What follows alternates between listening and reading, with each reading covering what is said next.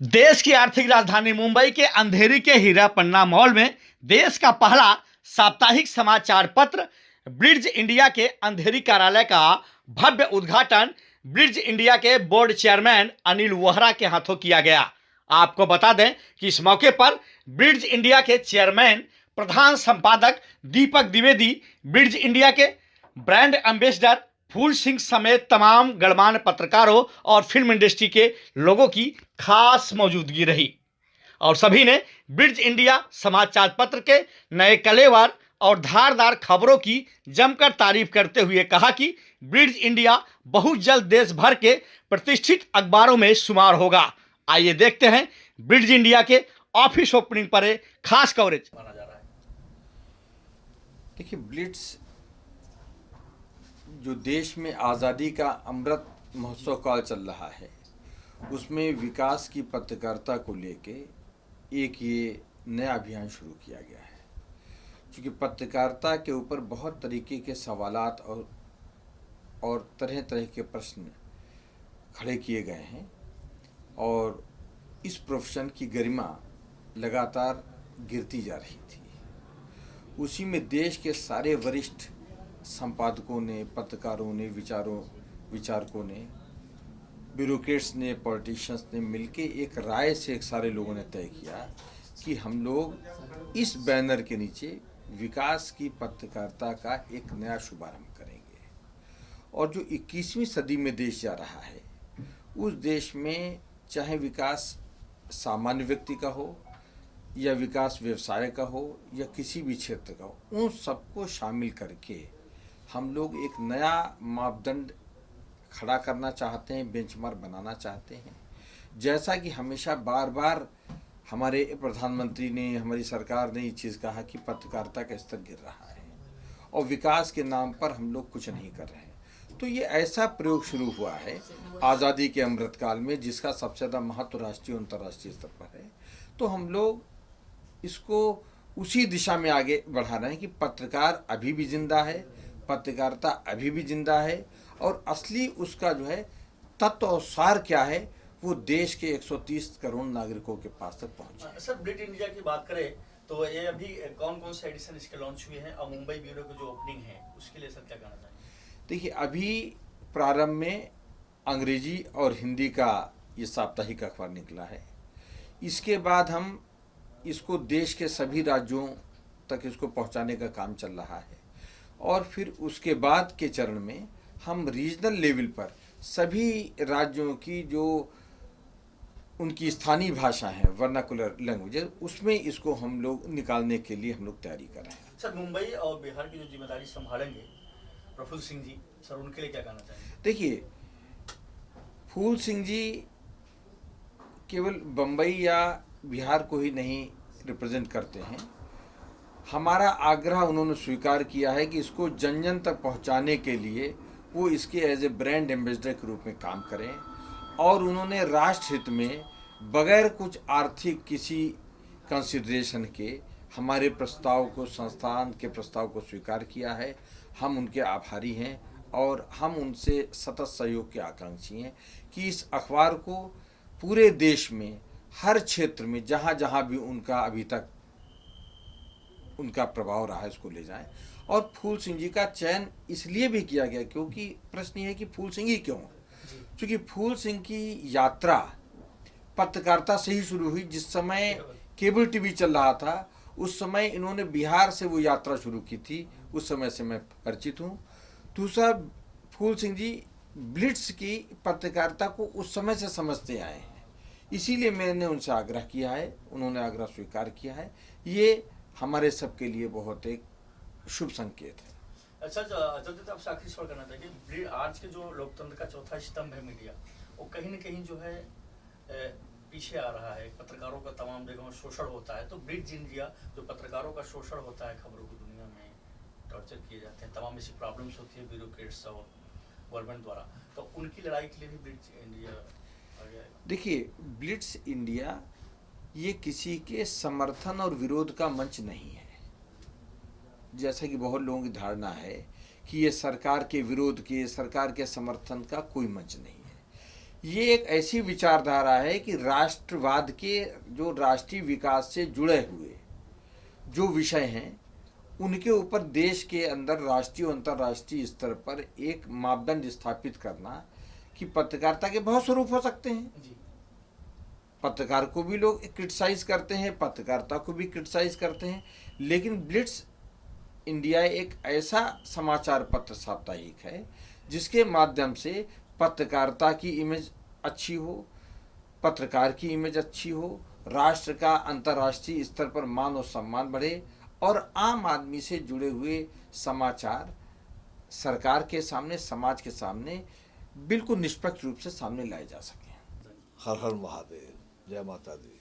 मैं Blitz India के chairman दीपक भाई का शुक्रगुजार हूँ, क्योंकि आप सभी तमाम पत्रकार मुझे सालों से जानते हैं और आप इस बात को भी बखूबी जानते हैं कि मैं हमेशा लीक से हट के काम करता हूँ।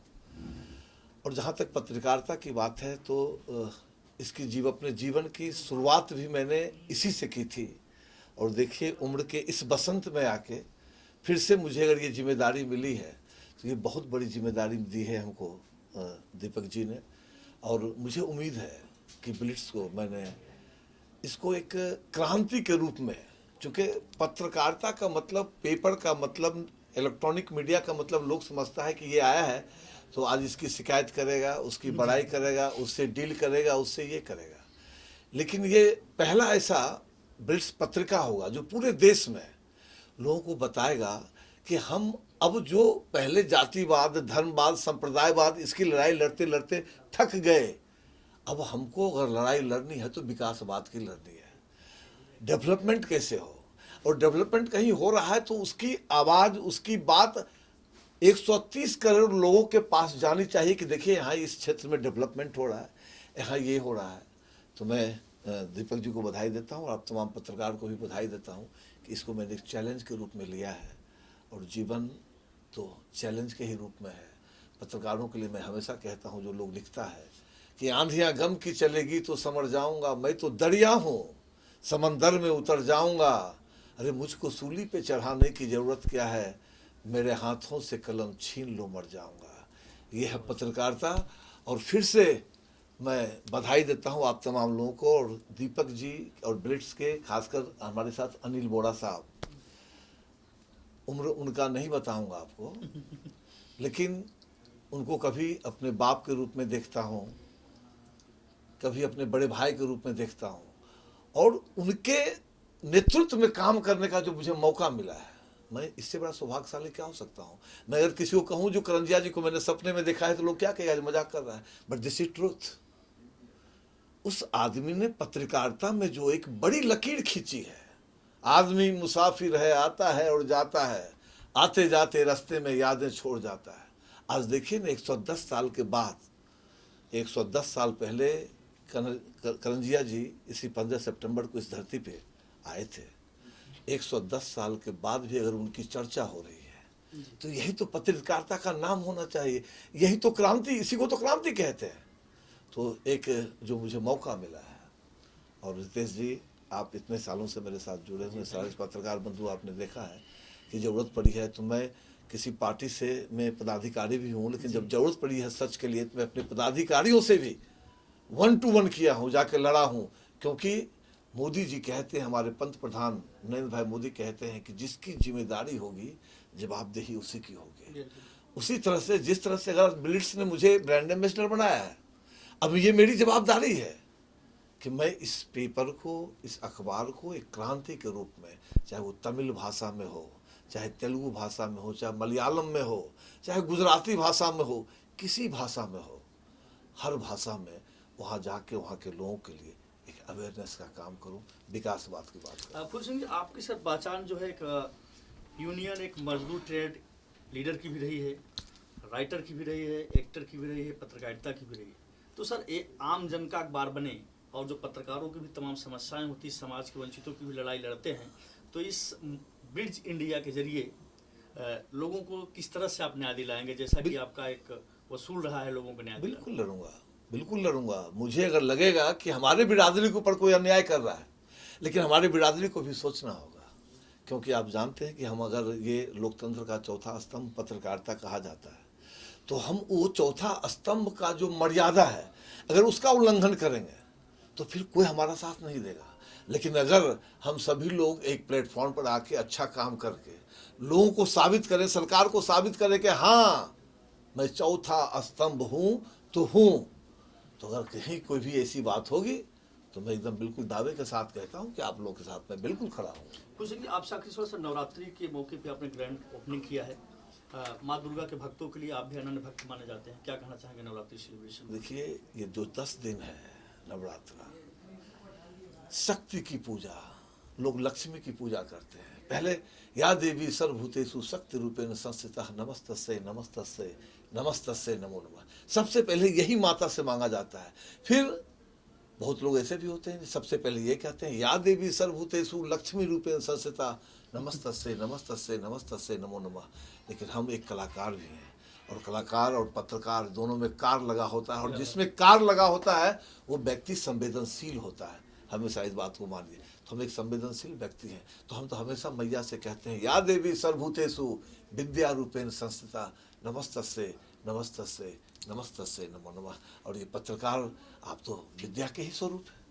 आपको लिखना आता है, आपको बोलना आता है, आपको पढ़ना आता है, यही तो पत्रकारिता का उद्देश्य है। मेरे लिए ये बड़ा सौभाग्य का काम है कि दीपक जी जो चेयरमैन एडिटोरियल बोर्ड के हैं और एडिटोरियल के एडिटर इन चीफ भी हैं, उन्होंने ये मुझे बम्बई की जिम्मेवारी दी है। सर ब्लिड इंडिया की बात करें तो ब्लिड इंडिया सर बहुत पुराना अखबार है, ये वो जिस तरीके से तेजी से विस्तार कर रहा है उसके लिए सर ये आम जन तक पहुँचे, उसके लिए सर क्या प्लानिंग है? सर अभी तो 15 तारीख को यहाँ लॉन्च हुआ है हिंदी, इंग्लिश भी हमने यहाँ पे शुरू किया है, और अभी इसको मुश्किल से 8-10 दिन हुए हैं। 15 तारीख को हमारी लॉन्चिंग थी। करंजिया साहब का 110वां बर्थडे था उस दिन, तो उस दिन हमने लॉन्च किया है। हमने अपना एजेंट अपॉइंट किया है, दांगत न्यूज़पेपर एजेंसी, जो मोस्टली बहुत बड़ा एजेंट है। Yes, sir, I know. तो उसको हमने एजेंसी दी है और कॉपी दी है, वो डिस्ट्रीब्यूट करेगा। सर आपने एक पुराने दौर की पत्रकारिता देखा है, आज की दौर की पत्रकारिता में ब्लिट्ज इंडिया को आप किस रूप में लेते हैं? सर बड़ा फ़र्क आ गया है। जो ब्लिट्स पहले निकलता था वो करंजिया साहब एंटी गवर्नमेंट भी थे, प्रो गवर्नमेंट भी थे। अगर उन देखा जाए तो सबसे पहले जो प्राइम मिनिस्टर इंडिया के होते थे उनका पहला इंटरव्यू हमेशा वो लिया करते थे और छापा करते थे। आज जो है ऐसा नहीं है, और पहले था न्यूज़ आपको हफ्ते बाद भी मिलती थी, 4 दिन। सोर्सेज क्या थे आपके? पीटीआई थी, यूएनआई थी, रियूटर था। बहुत कम अखबार थे जिनकी अपनी न्यूज़ एजेंसीज थी। उसमें से एक इंडियन एक्सप्रेस था जिसकी न्यूज़ एजेंसीज थी कई बड़े सिटीज़ में, लखनऊ हुआ, कलकत्ता हुआ, बम्बई हुआ, क्योंकि उनके 6 एडिशन निकला करते थे तब हिंदुस्तान में। किसी अखबार के 6 एडिशन नहीं निकलते थे। तो उस वक़्त जो थी न्यूज़ आपके पास लेट पहुंचती थी, टेलीप्रिंटर्स में आती थी। अब तो इंस्टेंट है, हुआ कुछ उसी वक्त आपको तस्वीर भी मिल जाएगी और न्यूज़ भी मिल जाएगी। सर ब्लिड इंडिया जिस तरीके से 15 सितंबर को एनसीपीए सभागार में लॉन्चिंग हुई, तमाम आर्थिक और राजनीतिक फिल्म जगत के लोग आए। हाँ जी, कहते हैं फर्स्ट इंप्रेशन लास्ट इंप्रेशन होता है। जिस तरीके से बिग लॉन्चिंग हुई है, हाँ उस जी। अचीवमेंट के लिए सर क्या कहना चाहेंगे? It was a wonderful experience, और लगता है that will pay us also. हमारा अखबार मुंबई में बिकेगा, अच्छा बिकेगा, और इट विल प्रॉस्पर ऑल्सो।